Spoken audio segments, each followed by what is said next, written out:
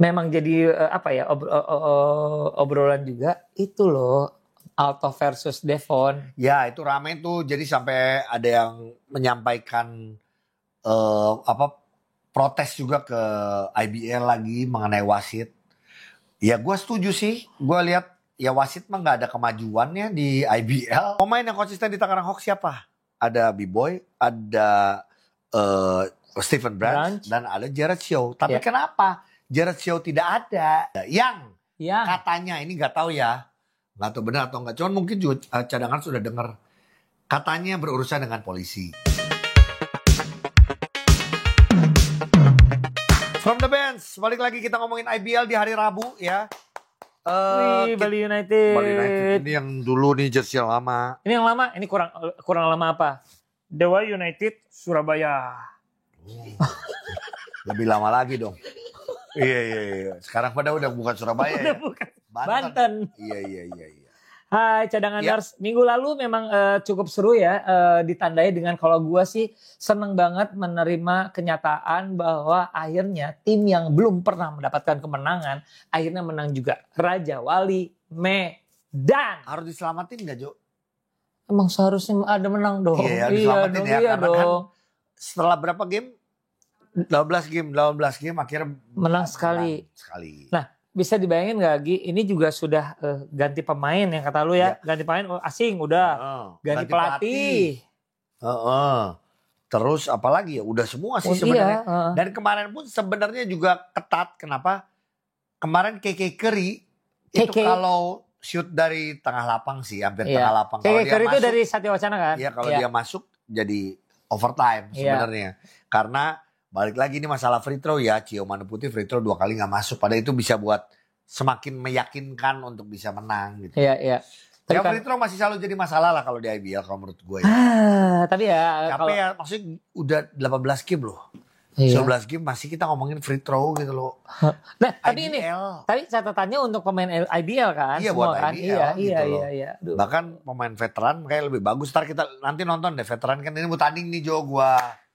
Ini Rabu nih pas nih, gue Kamis, Jumat, Sabtu, Minggu nonton di Bandung. Di Bandung. Ya di Bandung ini ada timnya, ada pertandingan Evergreen dari KU 35 sampai KU 70. Oke, dan Ogi? Main di KU 45. Oke. Hari Kamis main. Lawan siapa aja tuh Gi? Gua dengan Infinity Surabaya, terus dengan Ghost Cyberjaya Malaysia, Kuala Lumpur. Ada internasional ya. Ada. Wow. Sama gua ada tim Lampung, gua lupa namanya apa. Tim Lampung. Jadi kita lihat. Gue mainnya di Gor Pajajaran, akan ada 7 lapang atau 8 lapang kalau nggak salah. Iya. Ada 100 lebih tim lah. Nanti dinernya di Balai Sudirman ya. Pokoknya yang kita MC wedding. Oh iya. Di Bandung lah pokoknya seru. Oke. Nah balik lagi ke Raja Wali. Ke IBL pokoknya mudah-mudahan ini menjadi angin segar untuk Raja Wali Medan. Jadi ini menimbulkan optimisme karena biar bagaimanapun yang awal-awal kita sempat ngomong Gi bahwa keberadaan dari tim dari Medan ini patut mendapatkan sokongan dan dukungan. Why? Karena dia juga representasi tim satu-satunya dari Sumatera. Iya ya nggak ada lagi. Nggak ada. Jadi maksudnya ya memang seharusnya gini, best of the best ya bisa kita lihat. Ya tapi hasil terbaiknya masih belum bisa bagus dan baru 1 kali kemenangan ya alhamdulillah menurut gua. Gua sih kemarin pas ngelihat menangnya, gua sih melihat ya kan seperti biasa yang menjadi andalan adalah Quintin Dove. Iya Quintin Dove pasti. Terus ada satu momen di mana Quintin Dove tembak 3 poin, dapat offensive rebound lagi, passing lagi ke Quintin Dove, tembak lagi, nggak masuk lagi, masih di rebound lagi, kasih lagi Quintin Dove, tembak baru masuk. Dan buat gua gini, emang kita ya pemain basket emang harus seperti Quintin Dove. Pada saat lu punya kesempatan lu tembak. Pada saat lu dapat kesempatan kedua lu bisa. Apalagi emang perlu ya. Waktu itu kan perlu poin. Ya lu tembak. Jadi buat gue salah satu kunci Raja Wali kemarin bisa menang ya si Quintin Dove yang tembakan 3 poin itu sih. Kalau menurut gue ya. Iya tapi in the other hand kalau dari kepala gue.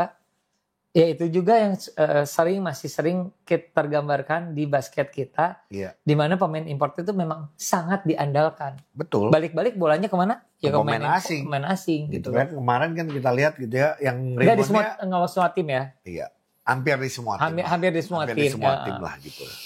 Ya, seperti itu. Oke, Raja Wali selamat sekali lagi. Semoga bisa ada kemenangan kedua, ketiga dan berikutnya. Amin. Karena ya balik lagi terakhir kita di video kapan kita udah ngomong bahwa udah nggak usah ngejar apa-apa lagi, udah lolos juga nggak akan lolos kan gitu. Iya. Jadi kesempatan untuk pemain-pemain lokalnya bisa berkontribusi lebih nyaman, nggak usah banyak pressure. Makanya kalau buat gue dengan tidak ada pressure, ya masa free throw nggak masuk, terus ya buat gue ini kesempatan kayak lu latih tanding aja gitu. Scrimmage. Tapi digaji gitu kan istilahnya gitu. Maksudnya udah nggak ada pressure apa-apa sih sebenarnya menurut gue. Bener. Terus kalau di minggu lalu Gi, sebenarnya ya ini tuh memang jadi obrolan juga itu loh. Alto versus Devon. Ya itu rame tuh, jadi sampai ada yang menyampaikan protes juga ke IBL lagi mengenai wasit. Ya gue setuju sih, gue lihat ya wasit mah nggak ada kemajuannya di IBL gitu. Tetap aja gitu. Balik lagi ya, ARS ini hanya menjadi alat bantu. Setahu gue juga kalau ngobrol sama wasit-wasit yang sudah lebih berpengalaman, ARS ini alat bantu yang menentukan dalam hal bekerja wasit, yaitu adalah pada saat yang ada di lapangan, apa yang ada di mata dia, apa yang dilihat sama dia. Jadi kayak kasus kemarin keputusannya kita nggak pengen ngebahas ya mengenai unsportsmanlike foul-nya atau technical foul-nya atau apa, tapi emang sekarang sudah ada keputusan IBL out of di skor 3 pertandingan. Devon 1 pertandingan, betul ya. Jadi kita pas syuting ini sebenarnya kita nggak bisa lihat Devon lawan PJ. Oh nanti sore. Ya gitu. Jadi tapi ya balik lagi, ada yang ini bukan membela salah satu tim ya, tapi gini, kalau wasit melihat waktu itu Altov melakukan sikut, mungkin itu sudah prit dulu.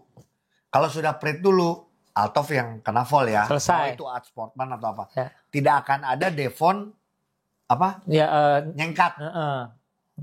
Tidak akan ada. Gitu karena kan udah di stop dulu. Tapi kalau kemarin kan pada saat sikutnya tidak ada prit gitu. Itu yang membuat mungkin Devon kesel. Devonnya juga ya kalau kejadian kemarin ya wajar Devon dapat unsportsman karena nyengkat pemain, ditambah ada lagi bentrokannya ya. Jadi ada dorong-dorongan dan headbutt dan lain-lain lagi. Nah kalau gue tuh ngerasanya gini ya, untuk teman-teman wasit kita tahu bahwa pekerjaannya sangat-sangat tidak mudah. Tapi memang pertandingan yang makin intens ini di IBL memang membutuhkan pekerjaan yang makin rumit lagi dan makin kompak lagi. Maaf ya teman-teman wasit ya. Terus satu hal lagi adalah ketika ada ARS itu sebenarnya tidak saja rekan-rekan wasit loh yang bisa lihat akhirnya, karena penonton kan suka dapat keulangannya. Kasih kesempatan untuk lihat. Kalau akhirnya keputusannya ternyata tidak juga yang seperti kita lihat beramai-ramai, ya korps wasit juga yang akhirnya mendapatkan kritikan gitu loh. Karena mungkin ada juga ngelihat, loh kemarin kok kejadian sikutnya tidak dilihat atau gimana ya kan. Sama ini kayak kejadian yang kemarin tuh Pasifik dan lain-lain. Kok awal yang awalnya enggak, kok enggak dilihat. Itunya enggak dilihat. Ya kan balik lagi ya, kesalahannya tetap di wasit. Jadi kalau buat gue permasalahan tahun ini sih makin parah dan sudah mulai banyak tim-tim yang merasa bahwa capek sama IBL kalau kayak gini terus, karena emang kenyataannya mereka sudah banyak keluar dana uang untuk building the team untuk pertandingan home and away dan segala macam. Jadi semoga bisa cepat-cepat dibenerin. Terus kayaknya Harja dan kawan-kawan, karena Harja yang menjadi ketua wasit ya. Terus IBL harus lebih tegas lagi. Kalau ngomong ini udah kita ulangi beberapa kali ya kalau soal wasit. Kita tahu sudah memberikan sanksi ke wasit yang salah dan lain-lain, di scoring dan lain-lain. Semoga itu juga bisa tetap ditembus, surat tembus itu harus disampaikan juga ke para pemilik tim. Jadi tahu bahwa wasit ini emang kena sanksi, dia belum ngawasitin sampai udah 15 game misalnya. Jadi jangan sampai juga, karena kalau ngomong kekurangan wasit, kalau kita kemarin ngomong 40 sih harusnya nggak kurang wasit ya. Cuman anggaplah dari 40, 10 Karena kan home and away ya. 10 atau 15 jelek banget ya udah nggak usah dipakai lagi lah. Kalau buat gue gitu. Banyak banget. Iya pasti banyak menurut gue gitu. Jadi apalagi nanti menuju playoff kalau emang mendingan wasitnya itu lagi, gue sih lebih baik itu ya. Karena dibanding masih banyak banget wasit yang menurut gue tidak fokus. Atau belum. Bertiga loh padahal, gitu iya, loh. Makanya. Terus kemarin gue nggak nonton full, tapi gue juga sampai nanya sama Ujo karena gue dapat chat juga. Ketika Hang Tuah lawan ini Dewa. Katanya kemarin juga ada beberapa call juga yang tidak semestinya, mungkin tidak detail di sini karena saya juga nggak nonton langsung. Tapi ada juga mau ngasih edukasi sedikit bahwa ternyata kalau fall, kan yang kalau cerita dulu gini, kalau gue sama lu nih, gue yang gue di call fall, terus kita ARS, dicek ya antara fall gue upgrade, atau ya kan, atau tetap, ya kan itu nggak mungkin tiba-tiba, walaupun tiba-tiba dicek di ARS yang waktu Caleb itu lu yang fall, gue nggak bisa merubah jadi fallnya Caleb, gue jadi enggak, itu nggak bisa. Tapi ternyata fall ini bisa di upgrade, bisa di downgrade. Kalau call pertamanya, jadi pas lagi sebelum ARS udah prit unsportsman gitu. Kalau unsportsman tuh bisa tiba-tiba di downgrade, jadi fall biasa. Nah itu yang terjadi katanya sama Solano, betul nggak kemarin? Jadi katanya Solano ini kalau emang di unsportsman, dia kemarin ejected katanya. Tapi karena di ARS dicek, nggak tahu ini head coach challenge atau emang reviewnya wasit.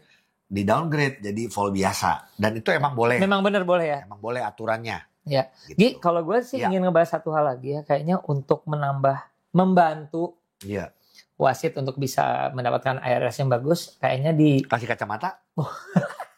Di season yang depan, kayaknya kamera harus lebih banyak ya sudutnya. Kayaknya bisa membantu ya kalau mungkin. Soalnya kan gini, kayak kemarin ada pukulan itu kelihatannya hanya karena ada nggak kelihatan nih gini nih. Iya. Tapi tuh mukul tuh. Jadi nggak ada shot lain. Sayangnya. Nah maksudnya mungkin itu juga bisa membantu. Jangan sampai malah yang keluar adalah nanti video amatir. Ngerti nggak? Video amatir kan bisa dari mana aja kan. Iya. Tapi kalau video amatir kan benar jatuhnya jadinya itu tidak resmi. Tidak resmi. Gitu. Nah berarti butuh dana. Pasti.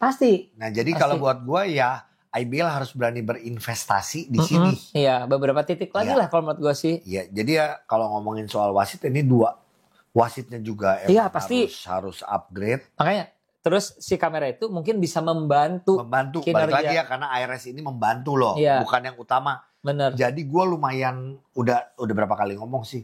Gue lumayan capek ngelihat kita sering banget. Ini kecuali head coach challenge. Kalau head coach challenge itu coach yang minta. Tapi kalau wasit dikit-dikit ARS, lagi-lagi. Basketball is all about momentum. Iya benar. Suka hilang momentumnya. Jadi yang ngilangin momentum siapa? Wasit. Karena dia nggak yakin sama play-nya dia, sama call dia. Terus dia minta ARS. Jadi ini semoga wasit-wasit juga melihat dan semoga juga ini yang diinginkan sama pelatih sama tim, including penonton loh. Dan penonton juga.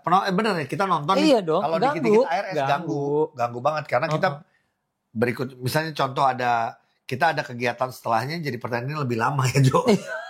Kalau kita pengen pulang cepat gitu kan. Makin malam pulangnya gara-gara ARS lagi. Iya, terus pokoknya itu masukan kita untuk para wasit dan juga IBL. Terus kita doakan satu hal dulu deh. Apa? Yuda cedera itu jujur sedikit membuat kita, kalau kita kebetulan juga orang Bandung ya. Jadi Yuda cedera memerlukan pukulan. Tapi gini, kalau misalnya ini dekat-dekat sama sesuatu yang memerlukan dia di timnas kan juga rada deg-degan itu loh. Semoga sih harusnya seminggu 2 minggu lagi lah harusnya sudah bisa kembali. Dia bilang sih waktu WA semalam katanya 2 minggu lagi mudah-mudahan sudah bisa berkegiatan yang ini katanya. Karena katanya pas lagi kejadian itu katanya ankle-nya sampai bengkaknya gede banget loh katanya. Benar nggak Yuda? Nih kenanya minggu lalu terus sekarang udah membaik banget, udah bisa jalan. Tadi barusan dari dokter lagi katanya in 1 and 2 weeks should be okay untuk intensitas tinggi lagi. Amin. Iya. Ya, tapi paling tidak kemarin Prawira Borneo ini kan lagi nyari kemenangan terus ya. Karena kan cari di minimal di posisi ke-8 lah, 7-8. Nah, Tapi dengan kemarin menang dari Tangerang Hawks, menurut gue walaupun Tangerang Hawks kalah, tapi Tangerang Hawks sih menurut gue harusnya ya aman lah playoff. Dan gue seneng, gue happy banget. Maksud gue ada tim yang sudah gak pernah ya, Tangerang Hawks gak pernah masuk playoff dan akhirnya menurut gue ini masuk playoff. Nih kita ngomong masalah Tangerang Hawks sedikit ya sebagai penutupnya ya. Ini ada banyak ceritanya yang bisa kita bahas. Kalau gue memandang Tangerang Hawks sekarang salah satunya adalah B-Boy. B-Boy is back. B-Boy itu jadi satu andalan di tim itu dan memang bisa diandalkan. Iya, setuju. Adalah gini. Makanya kita pernah membahas kalau ngomongin soal heritage ya, pemain. Ya di luar naturalisasi ini kita beda. Naturalisasi karena mungkin orang Amerika ya. Kalau kayak si siapa? Dean, Prosper itu kan. Ya. Tapi kalau ngomong heritage, Devon salah satu yang terbaik. Kedua, gue kan tidak menyebutkan, gue bukan Jamar. Kalau gue mungkin B-Boy balik. Jamar kan naturalisasi ya. Ya, gue tidak menyebutkan yang lain lagi. Tapi B-Boy ini punya darah Indonesia. Terus juga pernah bela timnas. Iya. Dan dengan umur dia segitu masih mau melakukan semuanya offense defense dan juga mentality itu loh. Kalau menurut aku sih justru mental ya, mental bertandingnya yang tetap prima. Ya kalau misalnya kata Ogi kurangnya dia udah bisa ngedang aja. Iya lu susah banget loncatnya. Ya lu udah dong, dia poin aja berapa puluh sekarang yang penting poin. Tapi gue seneng adalah gini. Makanya kalau tadi lu tiba-tiba ngomongin B-Boy, menurut gue ini satu momen yang pas. Kenapa? Di Tangerang Hawks ini juga semakin bagus musim ini. Ketemu dengan All Star Game, dia menjadi MVP. Tim merah ya. Tim merah ya, betul ya. Terus setelah itu 2 game ini dia konsisten. Ngalahin SM. Benar. Ngalahin SM dan kalah dari Prawira.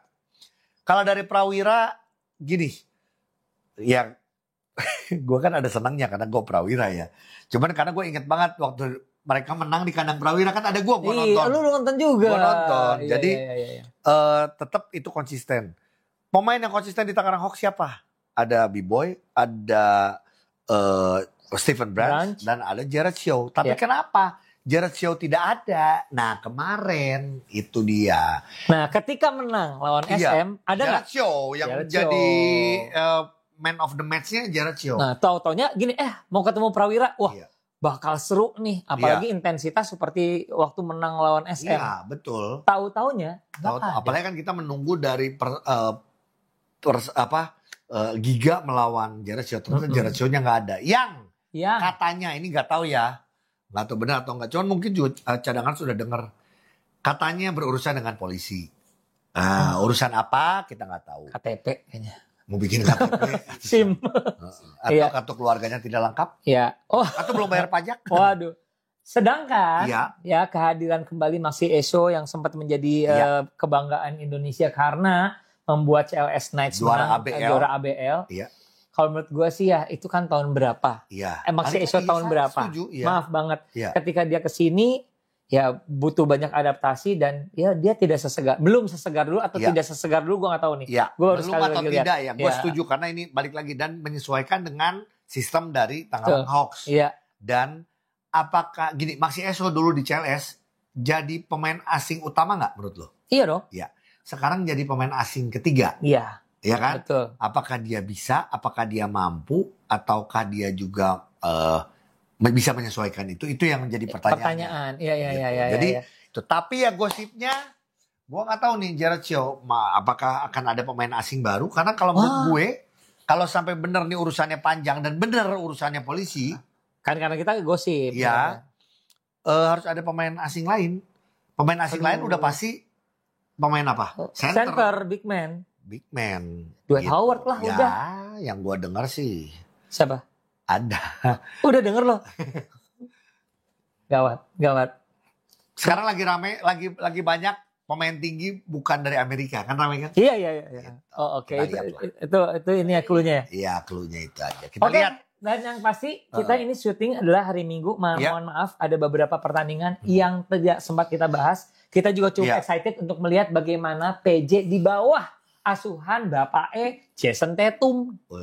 Lihat loh kan hari ini kita akan nonton lawan Rans Ya emang Rans tidak dengan Devonnya.